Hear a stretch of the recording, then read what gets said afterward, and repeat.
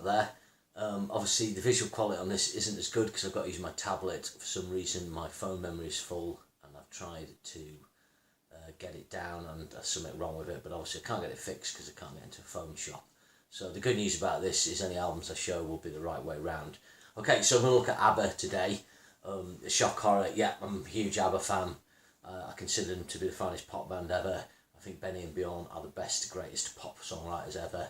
I know it's controversial, but I think they took everything that their forebearers did and they perfected the pop song. Obviously other artists have diversified, they didn't, they were pure pop, and that's my reason for thinking that. Okay, so ABBA get put together effectively around 72, Agneta and Frida are both solo artists, and Benny and Bjorn, Benny's been in the Hep Stars and Bjorn's been in the Hootenanny Singers. They've played on the folk park scene in Sweden. They've all done a lot of gigs, they've all been in and around, and the music scene in Sweden, they're very well known. So they kind of get put together for a TV special. And from that, I think, I'm not totally clear on this, I must be honest, but various tracks are formed and they do their first album, Ring Ring. And I've got a track listing up here. It's not a great record, but there's a few tracks that people might be aware of. There's Ring Ring, obviously, Nina Pretty Ballerina, that was on More ABBA Gold. I think it's Here's Your Brother, and I think it might have a version of People Need Love. It does. People Need Love's the first track I think they did, the first hit they had in Sweden.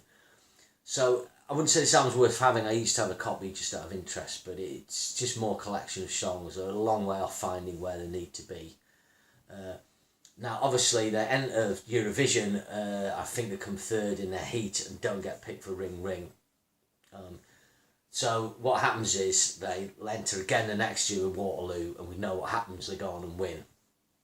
So before we go any deeper into that, again, the Waterloo album, I'll just get the tracks up. I've got it on here on my computer screen. Sorry, and yeah. Again, there's just not really, there's only two tracks you've probably known this on, Waterloo obviously, and Honey Honey, which you may have heard in the Mamma Mia soundtrack. Again, those are on More ABBA Gold. It's the same thing, it's not really much better or worse than Ring Ring. In actual fact, I would say the tracks off Ring Ring, there's a few I prefer. It's just them finding their feet. One thing I'll just go back to the track Ring Ring, I actually prefer it to Waterloo. I think it's fantastic, and something they did early on was, which would show how far they would start pushing production techniques, is their engineer Michael B. Tretro, I think you pronounce it. He basically recorded the backing track, then he slowed the tape speed down a bit and recorded it again. And then what this did was just basically chorused and thickened the sound. This is a common technique of recording, is to use detuned instruments. Muse used it to make the guitar sound huge, and Whitesnake used it on 1987, so a bit of metal and rock production in there. But basically, obviously, Lindsey Buckingham, Fleetwood Mac as well uses what's called vari speed. I mean, it's different now. Now, you don't have reel-to-reel tape. But anyway, their engineer, and he's a really important part of the ABBA sound, he vari speeded the backing track, and he got this Spectre wall of sound thing. And the other thing that track does, basically, it's pillaging the sort of glam rock sound of the time. It particularly sounds like Mud. But it's a really clever thing they do in the chorus. In the middle of the chorus, it goes into this kind of minor key moment, and that's something where ABBA are going to stand out, is they do this happy sad thing. So sometimes they'll have minor key songs that kind of sound a bit happy, and then major key songs that kind of a bit sad, and it's just kind of clever melodies, harmonies, and Ring Ring does that in the middle. I love Waterloo, but I think I actually prefer Ring Ring. I love the kind of glam rock of it. Okay, so they do these two albums. Waterloo's a hit, but then they have a kind of fallow period. They're getting popular in Australia, but it's not totally happening for them, yeah. And then one track changes that, and that's on their first proper album. And I think the fact this is called ABBA, it's the right way around. The fact this is called ABBA kind of, I think it says that they see it as their first album as well. They're kind of aware that this project's kind of come together. They've done Eurovision, but then they've kind of gone, yeah, we're two couples, and we are. I think Benny and Frida are a couple by then. We are a band. So this is their first good album. It feels like an album. It's not great, but it's got one key track on it. Well, there's a few, but the key one is Mamma Mia. And what Mamma Mia does is gives them that second hit, or am I wrong, it could be SOS. That's the other great track on here. I think it might be SOS. I think SOS makes number 6 in the UK charts. That gives them a second hit after Waterloo, gets them out of the one hit wonder thing, and then they do Mamma Mia. And that goes to number 1, and kind of the rest is history. Those are the 2 key tracks on this album. Obviously, Mamma Mia, it's one of the great pop tracks. For the musos out there, the opening guitar motif uses the Mixolydian flat 6 mode, and again, that gives the happy sad thing. The Mixolydian flat 6 mode is a mode of the melodic minor scale, and without going into all muso-ness, it's got initially a kind of major sound. It has what's called a major third, but then it has a minor 6, and those 2 elements come together to create a happy sad sort of feel. It's used in film scores a lot, principally Han and Leia's sort of love theme from Star Wars would be a good example. So Mamma Mia, fantastic track. Great guitar playing by Jan Schaffer, their guitarist. So ABBA, they kind of have a crack team already. They've got their guys that they use in the studio. The other track, SOS, Pete Townsend called this one of the greatest pop songs ever written. It is, who can forget, like, Agnieszka's pleading, superb pleading vocal. This is where how do we put it, the legend that is Agnieszka Volskog really first takes hold. Her ability to sing ballads, and that we'll come to the lady's vocals later, but just phenomenal. Again, it's got that thing as well. It's got those great motifs that Benny does on the piano. It's very minor, it's very sad. It's just got a kind of class to it, and it's elevated pop songwriting is how I describe it. There's much more going on. The other thing, honestly, got a great acoustic guitar sound. Interestingly enough, on the recording this, I think ABBA, they get a big dreadnought acoustic, and then mic the whole room, put mics around the room to capture the sound. And that's a technique used by Steve Albini, the punk producer who produced In Utero by Nirvana. So there you go, who knew that punk and ABBA would meet? But good songwriting, good stuff, and good band artists always cross over in a way. So it's got a few other tracks on this, Bang a Boomerang, that's another kind of minor hit in other countries, and then I Do, which was used on Muriel's Wedding, again a great sort of folky type of feel, but on the piano, sort of pop track. You imagine people drinking and singing along. And there's another track I really like called So Long. Again, that's using the sort of Waterloo group. It's a bit glam rock, a little bit Mud, a bit Chin and Chapman, and that again, that was on More Armour Gold. The other tracks, there's Tropical Love Land, that's all right. I've Been Waiting for You, that's the other one. That's a big ballad that was actually used in the second Mamma Mia film. So this is a 6 out of 10. It's got some fantastic tracks on it, and it sets the ball rolling for what is one of the pop masterpieces, the masterpiece of pop that is Arrival. Here's something interesting for you, an 8-track cartridge. When I was a nipper, we went to Daly's Records in Kendal. You've probably heard this mentioned if you watched my Judas Priest one. It's where I got Point of Entry. It's where I got the Heaven and Hell single. Was it Heaven and Hell single? Black Sabbath? No, Die Young. And my brother got the Ace of Spades single. Various things like that. But anyway, back in the 70s, my dad, he used to do a lot with cars, worked in the car industry, and he had an 8-track cartridge player that he took out of a car and he put it in the cabinet, and we used to have it in our living room, and we had some 8-track cartridges, and then we went to Daly's Records, and it was either this or Pile Driver by Status Quo, and I think I was like, hang on, ABBA. So we got ABBA, Arrival. It's mad, it's kind of on 4 sides, but it's great. If you look at the cover on the CD more, it's just so sophisticated. There they are in a helicopter, and now literally they're arriving on the international stage as the top thing, the cultural phenomenon. They're about to go absolutely stratospheric. Really, with this album, it's like, what's wrong with it? Not a lot. When I Kissed a Teacher, if you haven't heard that track, it's one of the great songs. It's a hit in other countries. You can find a video for it. That was used in Mamma Mia, Here We Go Again. Next track, Dancing Queen, my favourite pop song of all time. In my opinion, the greatest pop song ever written. There's no point in me going on about it. And then you've got My Love, My Life, one of the great deep cuts, again used to stunning effect in the hit Mamma Mia, Here We Go Again film. I don't really like the Mamma Mia films. The second one's better in a lot of ways than the first because it's actually directed better. But My Love, My Life, the way it's used in the film's amazing, and My Love, My Life's just a beautiful song. It really is. Then it's got a song that Bjorn hates called Dum Dum Deedle, but I love it. It goes dum dum deedly dee. You know, they can sing idiot lyrics like that, but it's just so joyous. Knowing me, knowing you, Christ, it's fucking phenomenal. Then you get Money, Money, Money. I think this is an interesting one because you see Benny's, well, his classical and baroque influence of his piano playing. You see that lineage. You can see that they've got the pop aspects in there, but like the Beatles before them, they're bringing in elements of period music very well, and that it's brilliant. And you've got almost that cabaret show tune thing that they'll do as well. Great vocal by Frida. You know, I think Frida gets overlooked, but you know the way she harmonises and the way she sings in a slightly lower register. You know, it's her misfortune that she's absolutely brilliant, but she's in the same band with the greatest female pop singer ever. You know, which is Agneta. Again, that's just an opinion, but I think a lot of people would agree. Then you got That's Me, that's a fun tune. Why Did It Have to Be Me, that's a track I don't like. Then Tiger, that's the rocker, that's the like metal track. They used to open live with that. It's just properly rocking. And then you've got Arrival, which is an instrumental, which is really good. It's kind of got a folky, almost Highland feel. Then Fernando, again, you know, Fernando's a bonus track on here. I don't think it was on the original album. That's something else to do well. Fernando almost feels like it's a folk tune. It always feels like it's always been there, and ABBA have brought it back to life. Yeah, it's a classic pop album. The production by Benny and Bjorn and Stig Anderson.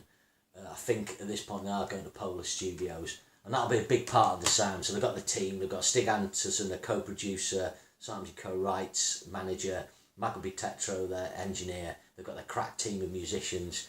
They're basically copying like the formula that Phil Spector or Motown would have, where you've got your guys and girls that you use, and that's how you create your sound. And then we come to this is probably like them getting even bigger. This is ABBA the album, and they did ABBA the movie. One of my early cinema memories is going to see ABBA the movie. And it's actually quite good fun, directed by Lasse Hallström, who's got a good track record with various Hollywood films. Funnily enough, I think this is their weakest album of their classic run from Arrival. Obviously because they're kind of focusing more maybe on the movie, and they're really busy. They're doing touring, they're getting really big. So it's not all the tracks. It doesn't work as well as an album for me, but it has got some phenomenal tracks on it. It opens with one of the great tracks, Eagle. Again, it's got that lovely sort of folk la la la bits in it. It's just got a great feel. It's kind of quite a little bit proggy, you know, almost Floydish in a way, you know, that jangling guitar. Love the harmonies. It's a really atmospheric track, and I think that opens the ABBA the movie where they're flying in to Sydney probably. Then you've got one of the all-time great pop tracks, Take a Chance on Me. I think this shows the greatness of Agneta. There's bits where, you know, a control of intervals of wide intervallic leaps, the line, no love is strong enough, you know, the precision she gets, the perfect pitching, but there's also the diction. And you know, one of my massive bugbears with modern singing, modern pop singing, is the diction. People use these ridiculous pronunciations, and it just enrages me. Listen to how ABBA sing. Listen to how they use their words. They because English isn't their first language, they're very careful to pronounce things properly. But it's quite interesting how they pronounce the word I. They'll say eat and window. It's like I look out of the window.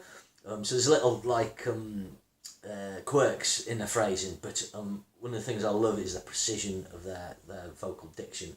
Then you've got One Man, One Woman. That's really good. That's a kind of divorce song. We're falling out. It's already happening. Name of the Game, classic.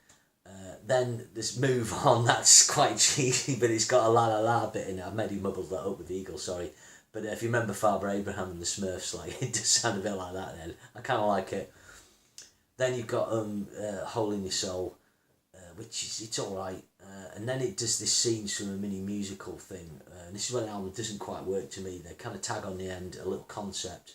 It's got Thank You for the Music, something called I Wonder, I'm a Marionette. And this was a big feature in the live show of Agneta, kind of playing the part of the girl with the golden hair, which was the idea for the musical. It never happened, and that's sort of what affects the album. So it's kind of a 6 out of 10. It's got some great stuff on it. It just doesn't totally work as an album. So then they kind of forsake touring, I think. No, I'm talking rubbish, they don't. They do tour on this. But that's one of the things that will happen. They didn't really go to the States touring. So they never got as big in the States as they did everywhere else. Their global sales are something like 400 million. But their US sales are probably albums just over 10, maybe getting 10 to 15 million now with their Mamma Mia soundtrack. So they never got to the heights that say Michael Jackson or an artist like that would do with their American sales, but they're maybe a little too sort of European and a little bit camp at the time for the American market. 1979 sees Voulez-Vous. This is them sort of dalliancing with disco, again looking kind of pretty sophisticated on the front, like they're hitting a Stockholm nightclub. I like it. This is a really slick pop album. It used to be my favourite one. I think probably our rival is now. But you've got As Good As New. That's a kind of minor hit. It's a hit in other countries. That's good. It's quite cheesy fun. Voulez-Vous. That's a classic. It's great. I Have a Dream. Again, they sort of do that kind of. It feels like it's almost a folk song that they've pulled from Greece or Spain, and then they've turned it into their own song. Very nice. Angel Eyes. That's a really good one. That's quite it's quite a little bit ahead of its time, the sort of synth and the arrangement on that. You can hear sort of how 80s synth bands might be into that a bit. King Has Lost His Crown, that's alright, yeah, quite dramatic. Does Your Mother Know? That's the sort of cheesy one Beyond sings. If It Wasn't For the Night, this is my favourite deep cut off the album. If It Wasn't For the Night, it's a great sort of string arrangements on that, quite disco in places, fantastic vocal by Agneta. Then Chiquitita, do you prefer Chiquitita or Fernando? I quite like Chiquitita. Love the harmony movement in the Cry, amazing. Lovers Last a Little Longer, yeah, it's alright. Kisses of Fire, that's like another single somewhere. Summer Night City, they used to play that live, that's really cool. Then there's Love Light, that's another good sort of deeper cut. And then on this, it's bonus tracks, Gimme Gimme Gimme A Man After Midnight. I love the intro list, I love the arpeggio, I can imagine playing that on the guitar. I think Yngwie Malmsteen did a cover of this called Gimme Your Love After Midnight. Again, it's got a great Agneta moment where she just holds the note and then she vibratos it at the end, and it's just all precision, it's all really perfection. Awesome. Then you've got like the pure pop of Super Trooper. Again, I kind of like this man more now than I used to. It's quite kind of tinsely, the production. Love Super Trooper. It's just so jolly. I saw a great documentary and I had Charlene Spiteri on from Texas, and she said it was just so great hearing a lyric. She's from Glasgow, and it said, the song goes, When I Called You Last Night from Glasgow. I didn't know what a Super Trooper was for years, but it's the single big spotlight that the lighting guy directs on someone. So Super Trooper, great pop track, massive hit for them. Then The Winner Takes It All. Not a lot we say about this. It's one of the all-time great ballads for some people. The great and yet a vocal performance. I think there's a good or better, but it's basically it's just an all-time classic. Then On and On and On. That's a cool track. Again, this was a single in other countries. It's good. It's quite rocky. Quite like that track. And Dante, again, that's a nice sort of. ABBA were popular in Hispanic markets, Spain and Spanish-speaking countries. So they often re-recorded tracks with in the language of that in Spanish.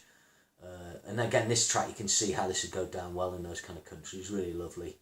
I think that might have been used in the second Mamma Mia film. Now, one of my favourite tracks, Me and I. This uses the Lydian mode. What's her face? Frida does the vocal on this, and what I was talking about, that diction thing before. Again, her vocals are so precise, and she's like attacking every word, and it's just really great. It's a great vocal.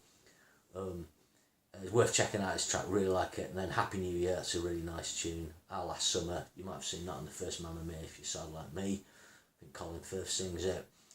Then The Piper. The Piper's quite an interesting lyric. It's about how people follow things blindly. It's about following fascism, but using the symbol of the Pied Piper.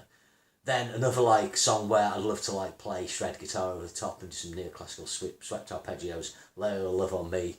Really good disco.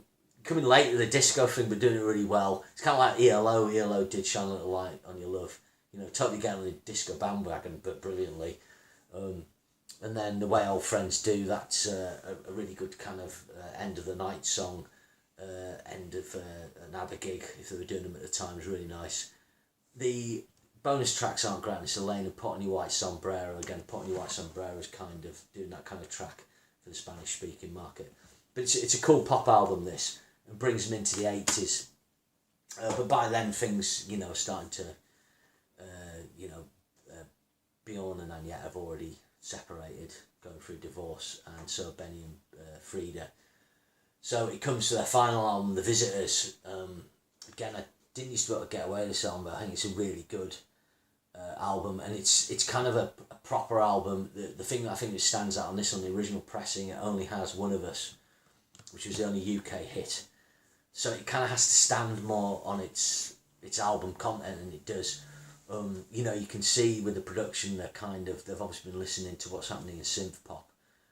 Obviously synth pop kind of starts to take hold in 1981 in Britain, and this sits alongside that well. Not that I'm an expert on synth pop, but what I do know of it, I think so anyway.